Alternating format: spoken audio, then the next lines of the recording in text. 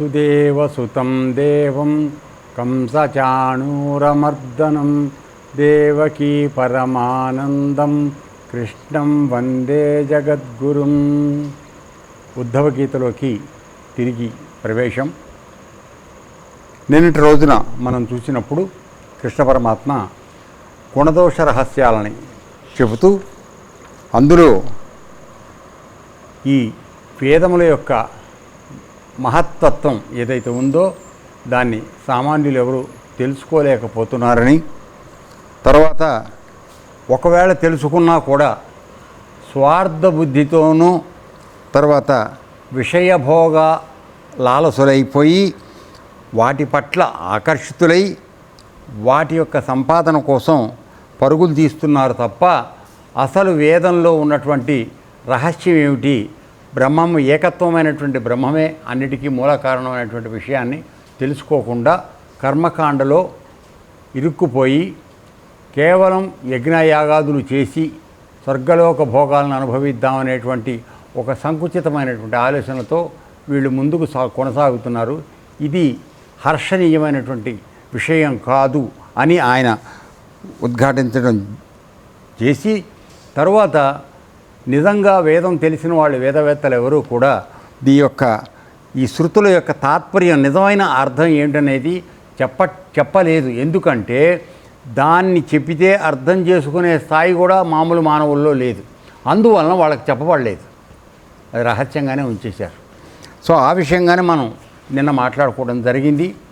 తర్వాత ఈ విషయ భోగ లంపటంలో చిక్కుకున్నటువంటి దీనులు అంటే అత్యంత దీనమైన వాళ్ళు, తర్వాత హీనులు హీన లక్షణాలు కలిగిన వాళ్ళు, తర్వాత లోభులు పిసినారి వాళ్ళు, తర్వాత రంగురంగుల స్వర్గ అలంకార లోకాల మహా గొప్ప అనుకుని వానికై తప్పిస్తుంటారు. సో ఎంతసేపు చాలా దైన్యమైనటువంటి పరిస్థితిలో ఉన్నటువంటి వాళ్ళు, తర్వాత హీనమైనటువంటి బుద్ధులు కలిగిన వాళ్ళు, వీళ్ళు ఎంతసేపు ఆ రంగురంగుల స్వర్గలోకాల భోగాల గురించి ఆలోచిస్తూ ఉంటారు తప్ప వాళ్ళు అసలు అది ఏమిటి దాని యొక్క నిజమైనటువంటి ఉద్దేశం అనేది తెలుసుకోవడానికి ప్రయత్నం చేయడం లేదు.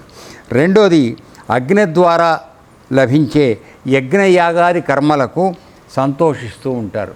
అంటే మనం యజ్ఞం చేసేస్తే మనకు ఆటోమేటిక్గా స్వర్గలోక ప్రాప్తి వస్తుంది కాబట్టి మనం అది చేస్తే చాలు అనేటువంటి భావనలోకి వెళ్తున్నారు. కానీ ఈ కార్యాలు కావించి చివరకు దేవలోకాలు పితృలోకాలు చేరుకోగలుగుతారు.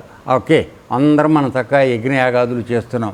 ఈ చేస్తే మనకు జరిగేది ఏమిటి, పైన ఉన్నటువంటి 7 లోకాల్లో దేవలోకానికి తర్వాత పితృలోకానికి మనం చేరడానికి అవకాశం కలుగుతోంది తప్ప అసలైనటువంటి పరమాత్మ యొక్క పరమపదం అనేది ఏదైతే ఉందో దాన్ని చేరేటువంటి అవకాశం మాత్రం పొందట్లేదు. అది ఆయన చెప్తున్నది. పితృలోకాలు చేరుకోగలుగుతారు. ఈ జంఝాటంలో పడి తిరిగి తనకు నిజధామమైనటువంటి పరమపదం ఆత్మపదం అని గుర్తించలేక వ్యధ చెందుతుంటారు. అంటే నీ యొక్క నిజస్థానం ఏమిటి అనేటట్టే పరమపదం, పరమాత్మ దగ్గర నుంచి మనం వచ్చాం, మళ్ళీ మనం పరమాత్మ దగ్గరికే వెళ్ళాలి కాబట్టి అది నిజమైనటువంటి మన యొక్క గమ్యస్థానం.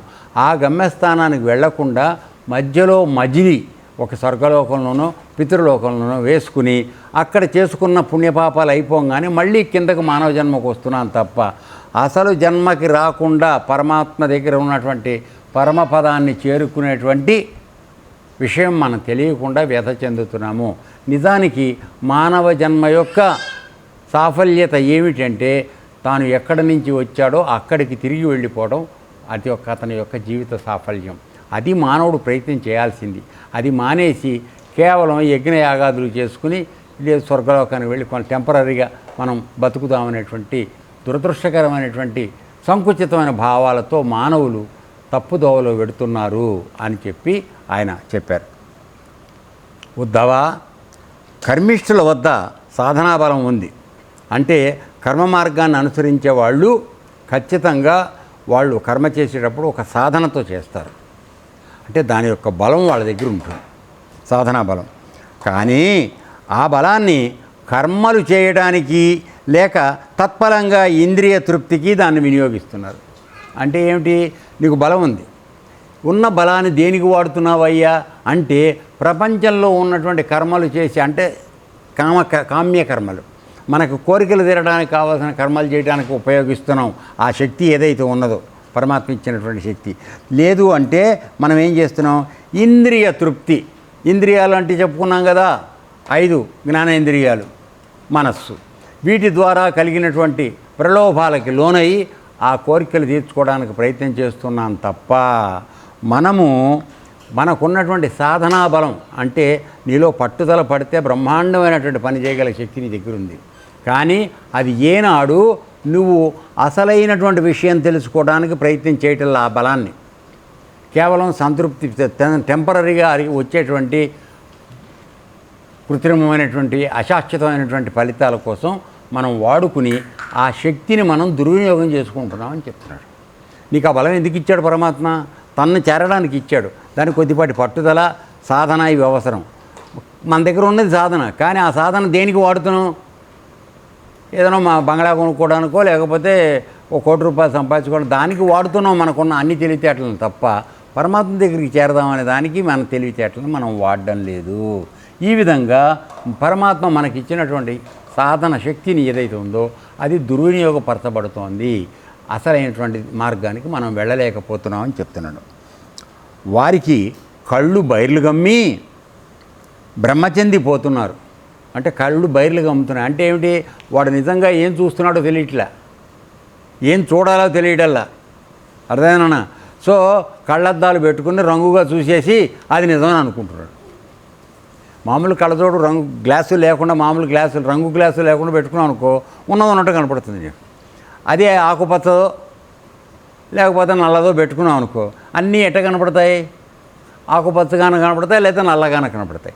మనం అది వాడుతున్నాం, అది తప్పు. కళ్ళు బైర్లు గమ్మటం అంటే అర్థం ఏంటంటే నీ కళ్ళని సజావుగా వాడుకోవడం చేతకాక వక్రంగా వాడుకోవడం అలవాటైపోయి బైర్లు గమ్మి మనం భ్రమ చెందుతున్నామని చెప్తున్నాడు. అంటే అది నిజమని అనుకుంటున్నాం. అది ఈ జగత్తు సృష్టించబడింది ఎందుకు? ఇప్పుడు ప్రశ్న వేస్తున్నాడు. అసలు ఈ జగత్తు ఎందుకు సృష్టించబడింది? ఎప్పుడన్నా ఆలోచిస్తున్నావా? లేదు. అసలు జగత్ అంటే ఏమిటో తెలుసా మనకి? లేదు. సో ఈ విషయాల గురించి ఎప్పుడు మనం ఆలోచించట్లా. సో మనకు తెలిసిన దాన్ని ఎందుకని మనకు ఉన్న కాస్త శక్తిని దేనికి వాడుకుంటున్నాం? ఆ మన ఇంద్రియాల ద్వారా, విషయ సుఖాల ద్వారా పొందేటువంటి లాభాన్ని దాన్ని అనుభవించడం కోసం వాడుకుంటున్నాం తప్ప కొద్దిగా లోపలికి తిరిగి ఈ జగత్ అంటే ఏమిటి అని మనం దీంట్లోకి వెళ్ళటలేదు. ఏమిటి జగత్తు అంటే? ఏదైతే పుడుతుందో అది నశించిపోతుంది, అది జగత్తు.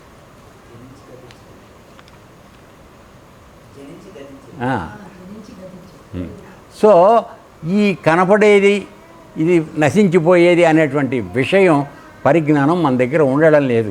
ఇదే నిజమని అనుకుంటున్నాం. అర్థమైందన్నా? సో కానీ నిజం ఏమిటి అంటే నీవు పుట్టకముందు అది ఉన్నా, నువ్వు పుట్టిన తర్వాత ఉన్నా, నువ్వు వెళ్ళిపోయిన తర్వాత అది ఉన్నా లేకపోయినా నీకు తెలియదు కదా. ఒక ఫస్ట్ పాయింట్. తర్వాత నువ్వు పుట్టిన తర్వాత కొన్ని వస్తువులు జగత్తులో పుట్టిన మాయమైపోతున్నాయి కదా. ఇప్పుడు చూడండి, మన ఎడారి దేశాలైనటువంటి మన ముస్లిం కంట్రీస్లో ఎడారులుగా ఉన్నటువంటి ప్రాంతాలన్నీ కూడా ఇప్పుడు వరదలతో నిండిపోయినాయి. ఎడారులు, మొత్తం ఎడారులు, ఏమన్నా అవి ఇవి మన అన్ని దేశాలు. ఎక్కడి నుంచి వచ్చిందో ఆ నీరు తెలీదు, వరదలు. అంతకుముందు అవన్నీ ఎడారులుగా ఉన్న ప్రాంతాలు ఒక్కసారిగా మారిపోయినాయి. బ్రిడ్జిలు కొట్టుకుపోయినాయి, మనుషులు కొట్టుకుపోతున్నారు, అందరూ కొట్టుకుపోతున్నారు. ఏమైపోయిందమ్మా? జగత్ అంటే మార్పు చెందేదే కదా. అంతకుముందు ఎడారది, నీళ్లు లేవు, చుక్క నీళ్లు లేని ప్రాంతం. అటువంటిది ఇప్పుడు ఫ్లడ్స్లో ఉంది. సో ఇప్పుడు ఇది మార్పు చెందుతుందా లేదా? అది కాబట్టి నిన్నటి వరకు ఎడారి, ఇవాళ జలప్రళయం వచ్చేసింది. ఆకాశం చిల్లుబడిపోయినట్టుగా వచ్చి కమాన కడుతోంది. సో ఇక్కడ ఈ జగత్ అనేది మార్పు చెందుతోంది. అలాగే నువ్వు పుట్టినప్పుడు మహా అయితే 12 అంగుళాలు పొడుగున్నావు. ప్రపంచంలోకి వచ్చాక, అమ్మ తల్లి గర్భం నుంచి బయటకు వచ్చాక, తర్వాత మహా అయితే 6 అడుగులు హైట్ వరకు పెరుగుతావు. తర్వాత వంగిపోవడం మొదలవుతుంది వృద్ధాప్యం వచ్చాక. 5 అడుగులకు వచ్చేస్తావు. తర్వాత ఈ శరీరం అదృశ్యం అయిపోతుంది. ఇది ఎప్పుడన్నా ఆలోచిస్తున్నాం మనం? లేదు. ఎందుకురా నాయన ఈ పోయే శరీరం కోసం అంతగా దిగులు పడిపోయి దీనికి బంగారు నగలు తగిలేయటం, పట్టు చీరలు కట్టడం, తర్వాత వీడు మెళ్ళో గొలుసులు వేసుకు తిరగటం, దేనికి ఇవన్నీ? ఇది ఉండేదా చచ్చేదా? నువ్వు ఎంత బలవంతం పెట్టినా ఉండేది కాదు. తర్వాత కొంతమంది మరి ఉన్నారు 500 సంవత్సరాలు 600 సంవత్సరాలు హిమాలయాల్లో తపస్సు చేసుకుంటూ ఉన్నవారు ఉన్నారు. కానీ వాడి ఒంటి మీద నూలు పోగుండదు, వాడు బతుకుతున్నాడు. అన్నీ దిగేసుకున్న నువ్వు ఉంటల్లా. చూడండి, ఆలోచించండి తేడా. వాడు అన్నీ వదిలేసి గోచిగూడతో ఉన్నవాడు 500 సంవత్సరాలు బతుకుతున్నాడు.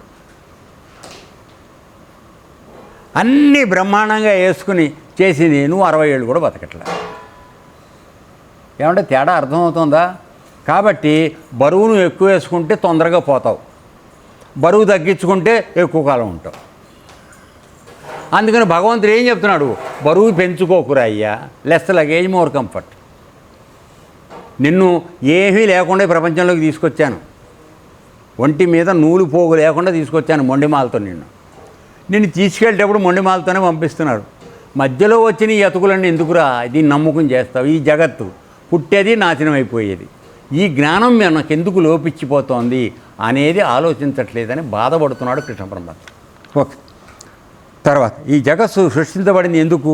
తర్వాత ఈ జగత్స్వరూపంలో ఉన్నది ఎవరు? ఈ జగత్తంతా నిండి ఉన్నది ఎవరు? ఇది ఎప్పుడు అసలు జగత్ అంటే మనకు తెలియదు. దీనిలో ఎవరు నిండి ఉన్నారో అది అంతకన్నా తెలియదు. గురువులు ఆశ్రమాల్లో చెప్పినా ఆ విషయం గురించి పట్టించుకోవడం మానేసి ఉన్నదంతా పరమాత్మేనన్న మనందరం కనపడి వెళ్ళిపోయే బొమ్మలం, డ్రామాలో తెర మీద కనపడి వెళ్ళిపోయే బొమ్మలం. మనం ఎల్లప్పుడూ ఉండే ఆ తెర నిజమైంది అనగా పరమాత్మ, అది నిజమైంది. మనమంతా మధ్యలో వచ్చి నటించి వెళ్ళిపోయే పాత్రధారులం. కాబట్టి దీనికి ఎందుకురా అయ్యా ఇంత ఉరుకులాట, దీన్ని పొట్ట తిప్పలని తప్పని చెప్తున్నాడు.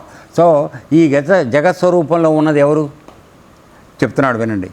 జగన్నాథుడు జనుల హృదయాలలో సుస్థిరుడై ఉన్నాడు. ఎక్కడున్నాడు ఆయన? జనుల హృదయాలలో సుస్థిరంగా కూర్చున్నాడు. అది మనం ఎప్పుడన్నా తెలుసుకుంటున్నామా? లేదు. దాన్ని తెలియపరచుకోవడానికి వీలుగా నీకు కావలసిన యోగ విధానం ఇక్కడ నేర్పబడుతోంది. కానీ దాన్ని మాత్రం మనం గట్టిగా పట్టుకోవట్లేదు.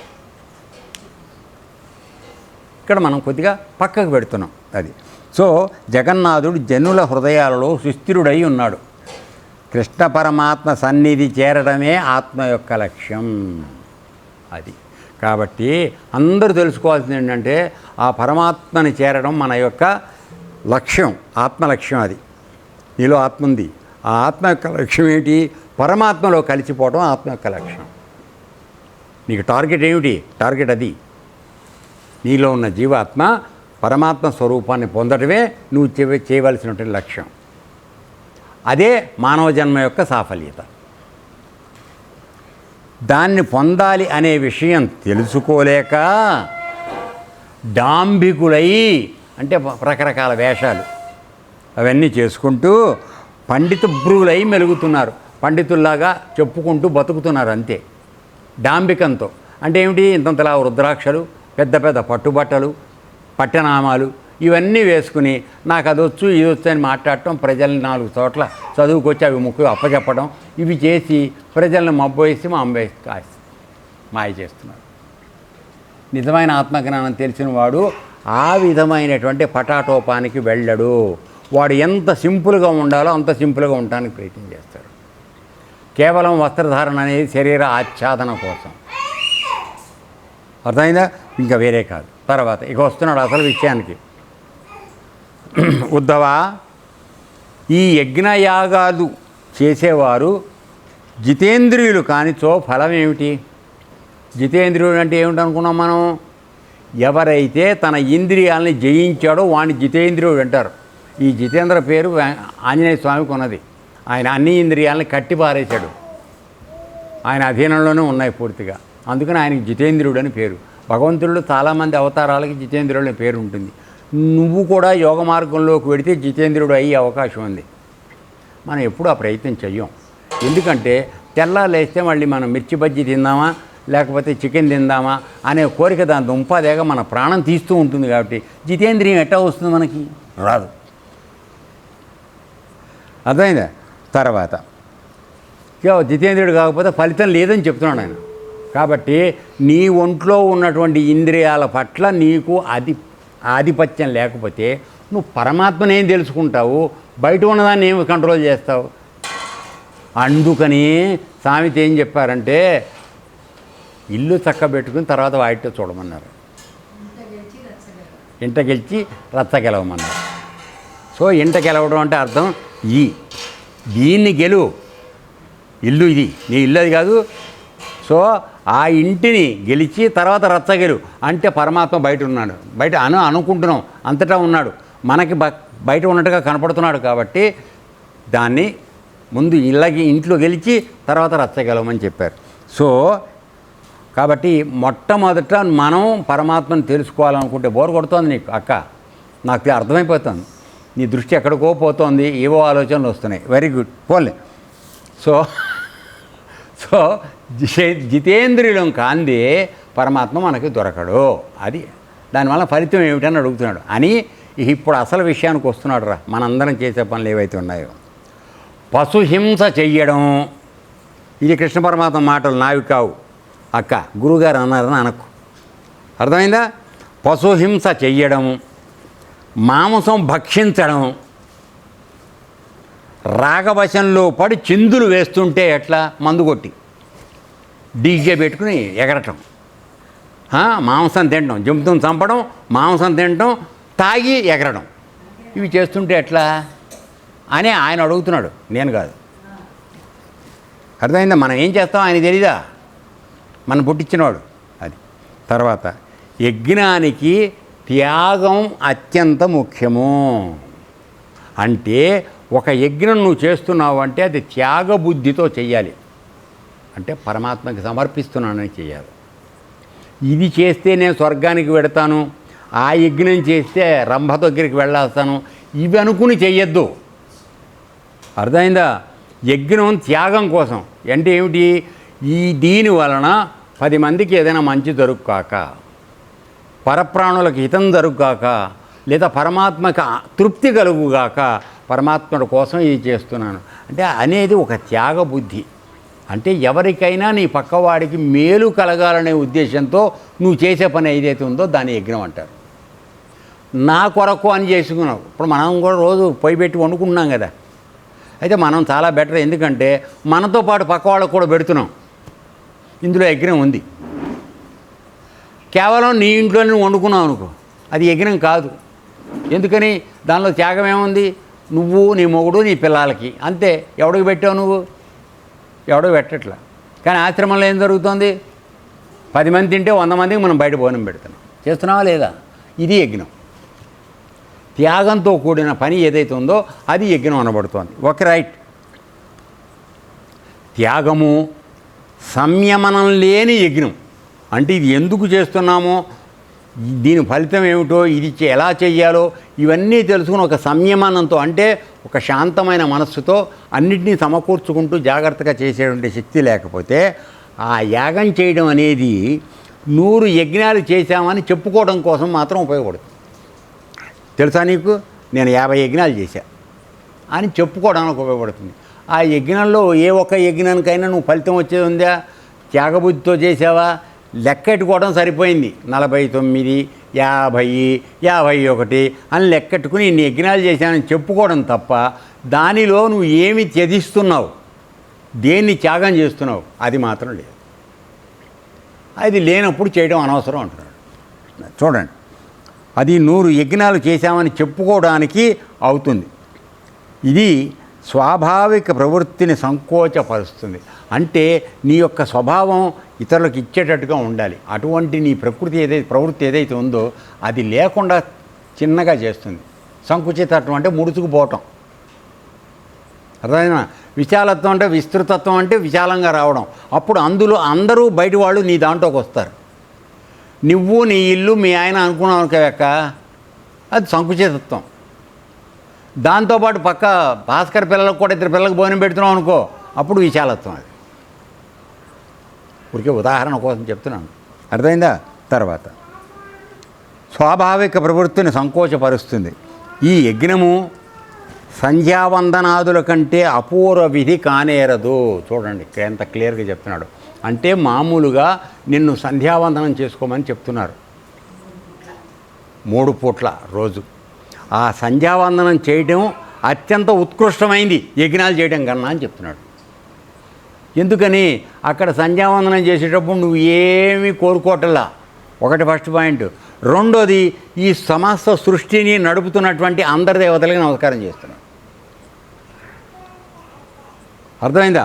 ఆకాశాయ నమః, తర్వాత పృథివ్యాయ నమః, వీడి అందరికీ నమస్కారాలు చేస్తున్నాం. 10 దిక్కులకి నమస్కారం చేస్తున్నాం. అంటే అర్థం ఏమిటి? వీళ్ళందరి మధ్యలో మనం రక్షణగా ఉన్నాం. అది గుర్తుపెట్టుకోండి. దిక్పాలకులు 8 మంది, పైన ఊర్ధమం, పైన కింద మొత్తం 10 మంది. ఈ 10 దిక్పాలకులు మనని కాపాడుతుంటే నువ్వు ఆనందంగా ఒళ్ళు తెలియకుండా ప్రవర్తిస్తున్నావు. ఒక్కటి అడ్డం తిరిగిందనుకో, అవుట్, నీ కాలు ఊడిపోతుందో చెయ్యి ఊడిపోతుందో ఆవిడికి తెలియదు. చెప్పాగా, ఎడారులు వరద అంతే. అంటే ఏమిటి? వర్షం, వరుణదేవుడు వేసాడు దెబ్బ, క్వాట్ అని తెలియచిపోయారు. బ్రిడ్జిల మీద ఉన్నవాళ్ళు, నుంచున్న వాళ్ళు బ్రిడ్జితో సహా కొట్టుకుపోయారా. నేను చూశాను. ఇప్పుడు బ్రిడ్జి లేదు, వాడు లేడు. సరే, ఇందులో మనకి సెల్ఫీలు. ఓ పక్కన సముద్రం లేచిందంతే వస్తుంటే దాన్ని తీద్దామని నుంచోటం. వీడు లేడు, సెల్ఫీ లేదు, అన్నీ వెళ్ళిపోయినాయి నీడలో. అడ్రస్ కూడా లేకుండా అయిపోయాడు. అంటే అది మూర్ఖత్వమా కాదా తల్లి? నా మాట చెప్పండి. నువ్వు సస్తావో బతుకుతావో తెలియదు, దాన్ని సెల్ఫీ తీయడానికి ఎడుతున్నావు. ఏం చెప్పాలి? మెదడు ఉందనుకోవాలా లేదనుకోవాలి? వాడికి ఉన్న మెదడు మోకాట్టన్నా ఉండాలి. మోకాట్లో తెలుసా? రైట్, సరే. సో ఈ యజ్ఞము ఇటువంటి యజ్ఞాలు సంధ్యావందనాదుల కంటే అపూర్వ విధి కానేరదు. అంటే సంధ్యావందనం నీకు చెప్పబడింది ఏదైతే ఉందో అది చేసుకోవడమే గొప్పదైనటువంటి ఇది. ప్రొద్దున లేవగానే చక్కగా అన్ని దిక్కులకి, విశ్వదేవతలకి, అందరికీ నమస్కారం చేస్తాం. అందులో తర్వాత నేను చేస్తున్న అన్నీ కూడా పరమాత్మకి చెందాలని. దానిలో అదేమిటి? ఆకాశాత్ పతితం తోయం యథా గచ్చతి సాగరం సర్వదేవ నమస్కారః కేశవం ప్రతిగచ్చతి. అందులో మంత్రం వస్తుంది. అంటే ఏమిటి? ఆకాశం నుంచి పడుతున్నటువంటి నీళ్ల చుక్కలన్నీ కూడా చివరికి సముద్రంలోకి చేరతాయి. అదేవిధంగా నువ్వు ఎంతమంది 33 కోట్ల దేవతలందరినీ నువ్వు ఎవరిని కొలుస్తున్నా వాళ్ళకు పెట్టిన నమస్కారాలని కేశవుడికి చేరుతుందని చెప్తున్నాడు. ఏమైందిరా అది? అందులో అంత రహస్యం ఉంది. అది అసలు మనకు తెలుసా? చెప్తే ఎవరన్నా వింటున్నామా? లేదు. కానీ మనకు అన్నీ తెలుసని ఒక భావన, ఎవరో మనకు చెప్పక్కర్లా కదా. ఆ ఉద్దేశంతో మనం నడుస్తున్నాం. ఇట్టి నా అభిప్రాయం తెలుసుకోలేక ఈ కృష్ణ పరమాత్మ మాట చెప్తున్నాడు. అంటే సంధ్యావందనాల కన్నా యజ్ఞాలు ముఖ్యమైనవి కావు, ప్రశస్తమైంది నీకు అప్పచెప్పబడిన సంధ్యావందనాలు అటువంటివి. ఇట్టి నా అభిప్రాయం తెలుసుకోలేక, నా అసలు ఉద్దేశం అది తెలుసుకోలేక విషయలోలులై. అర్థమైందా? ఏమిటి విషయలోలు అంటే? అర్థం ఏమిటి? స్వర్గానికి వెళ్ళాలి, అమృతం తాగాలి, రంభా సంభోగం కావాలి, ఇవి విషయలోలు కాదా నీకు? దానికోసం అని చెప్పేసి విషయలోలులై హింసా వినోదాలు చేస్తున్నారు. హింసతో కూడిన వినోదం. అది ఒక దేశంలో ఉంది, రెడ్ బుల్ ఫైట్ అంటారు దాన్ని. ఏమిటంటే ఒక మంచి బుల్, ఆ ఎద్దు, దానికి ఒకడు ఎర్ర గుడ్డ పట్టుకుని దాన్ని రెచ్చగొడుతూ ఉంటారు. ఆ ఎర్ర రంగు చూస్తే దానికి పిచ్చెక్కుతుంది. సో అది వచ్చే వరకు ఇట్లా పట్టుకుంటాడు, తర్వాత ఇట్లా ఆగేస్తాడు, అది ముందుకెళ్ళి కొడుతుంది. అట్లా అది అలిసిపోయే వరకు 2-3 కలిసి దాన్ని రెచ్చగొట్టి చివరికి బల్లెలతో పొడిచి చంపేసి ఆ మాంసం తింటారు. అది హింసా వినోదమా కాదా? సరే, విషయలోలులై హింసా వినోదాలు చేస్తున్నారు. దౌర్భాగ్యవసులై, ఎటువంటి మాటలు మాట్లాడుతున్నాడు, నాకన్నా చాలా ఎక్కువ మాటలు మాట్లాడుతున్నాడు కృష్ణుడు. దౌర్భాగ్యవసులు అంటే దురదృష్టమైనటువంటి వాళ్ళు, భాగ్యం అనేది లేనటువంటి దరిద్రులు అని చెప్తున్నాడు. దౌర్భాగ్యవసులై ఇంద్రియ తృప్తికై, ఎందుకని మీ ఇంట్లో మీ ఆవిడ మాంసం వండదు, బోడు ఖరీదు అవుతుందే మేకను కొయ్యాలంటే, నువ్వు కోస్తావా? ఎంత 10,000 15,000 రా మేక? 10,000. సో 10,000 పెట్టి మేక మాంసం తినలేవు కదా, అందుకని ఏం చేయడం, ఇదిగో ఇది చేసావా అయితే మేకను కొయ్యాలి, ఓ 20 సీసాలు కొనుక్కురా, 3 బెళ్ళం కొట్టుకు వస్తారు, దానికి పంచాయతీ. ఎర్రనన్నా అవుతుందా లేదా? పొరపాటు ఏ 3 బెళ్ళం కొట్టుకుతావరు? శివుడు పార్వతే కొట్టుకున్నారు, మనం ఎంతటి వాళ్ళం? దీనికి పంచాయతీ ఇవ్వడానికి వస్తారు మన ఊళ్ళో పెద్దలు. వచ్చి ఏమిటయా వాళ్ళు వేసే దండిగా, ఓ మేక, ఓ 50 సీసాలు, 10,000 కట్టమని. వీళ్ళు కొట్టుకు తెచ్చిన పాపానికి ఈ 10,000 15,000 కొట్టుకు ఇంకా ఏడుస్తూ ఉంటారు. వీళ్ళేమో హాయిగా తాగి ఆ మేకను చంపుకుని హాయిగా తింటారు. ఎందుకని వాడు సొంతంగా అన్ని వేలు పెట్టి మేకను కొనుక్కోలేడు, అందుకని నీ పేరు మీద వాడు.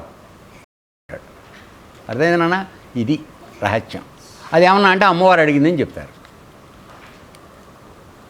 ఇదిగో వస్తున్నావు, ఆగండి, అది కూడా వస్తుంది. దౌర్భాగ్యవశులై ఇంద్రియ తృప్తికై, నాలిక జింహ తృప్తికై వధించిన పశుమాంసంతో. వధించిన పశుమాంసం అంటే అర్థం ఏమిటమ్మా? వధించిన పశుమాంసం అంటే ఏమిటి అర్థం? ఏమిటి అర్థం నీకు తెలుసా తెలీదా? వధించడం అంటే తెలీదా? పశుమాంసం అంటే తెలీదా? మెడ నరుకుతావు చూసావా నువ్వు, అది. వధించిన పశుమాంసంతో యజ్ఞాలు చేసి దేవతలను పితృదేవతలను భూతపతులను తృప్తిపరుస్తున్నామని పెద్ద మోసం చేస్తున్నారు. కాబట్టి మీరందరూ చేస్తున్నామని తప్పుడు పనులు ఇక్కడ చెప్తున్నాడు.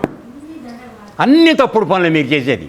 కేవలం నీ నాలిక, దరిద్రపు నాలిక కోసం జంతువుని చంపి ఆ మాంసం తింటున్నారు. దాన్ని చెప్పుకోవడానికి అమ్మవారికి తృప్తి, అయ్యవారికి తృప్తి, పెద్దమ్మ పెట్టమంది, చిన్నమ్మ పెట్టమందని ఈ మాటలు చెప్తున్నారు. పైగా ఆవిడకి మొఖాన గుడ్డ అడ్డం కట్టడం.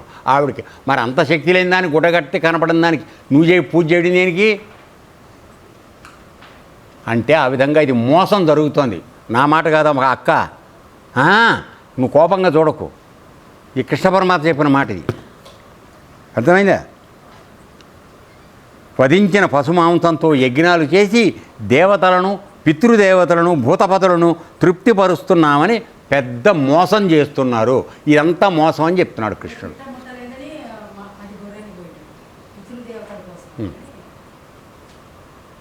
అర్థమైందనా? ఉద్ధవ, స్వర్గాది పరలోక సుఖాలు స్వప్న దృశ్య సమానాలు. అంటే స్వప్నంలో నువ్వు మేడెక్కినట్టు గుర్రం ఎక్కినట్టు కలగంటావు కదా అప్పుడప్పుడు. ఎప్పుడైతే మొగుడిని సాధిస్తావో అప్పుడు నువ్వు గుర్రం ఎక్కినట్టుగా అనిపిస్తుంది, అది కల్లో వస్తుంది, గుర్రం ఎక్కినట్టుగా. సో అది ఎంత నిజమో, నువ్వు ఈ స్వర్గలోకానికి పెడతాననేది కూడా అటువంటిదేనా అన్నాడు. అంటే స్వప్నం పోగానే అదేం లేదు కదా, నువ్వు నేల మీదే ఉంటావు. అట్లాగే ఆ స్వప్నం విడిచిపోతే పరలోకం లేదు, స్వర్గలోకం లేదు, ఏమీ లేదు, అన్నీ అబద్ధాలని చెప్తున్నాడు. స్వర్గలోకంలో నువ్వు మేడ అనుకున్నట్టుగా ఉంటుంది, అది చెప్పేది. తర్వాత వాస్తవంగా అవి అసత్పదార్థాలు, అంటే సత్యం కానివి, అబద్ధాలు అని చెప్తున్నాడు. సో ఈ యజ్ఞయాగాదులు, తర్వాత హింస చేయడము, వాటిని మన యజ్ఞం చేయడం, దేవతలకు వస్తారని ఇవన్నీ కూడా అబద్ధం, అసత్యము, ఇది నిజం కాదు. ఇంతకన్నా ఇంకేమైనా కావాలా మీకు? ఏరా చంద్రయ్య, బాగా నరుక్కుని తినడానికి బుద్ధి ఉందా, బుద్ధి లేదా చెప్పు. మరి నాది కాదు ఇక్కడ, గీతలో చెప్తున్నది, ఉద్ధవ గీతలో. ఇంకేం చెప్పాలరా? నేను 12 ఏళ్ళని చెప్తున్నా ఇక్కడ. ఎవరికైనా మార్పు వచ్చిందా చెప్పండి? ఇవాళ కృష్ణ భగవంతుడు కూడా అదే మాట చెప్తున్నాడు.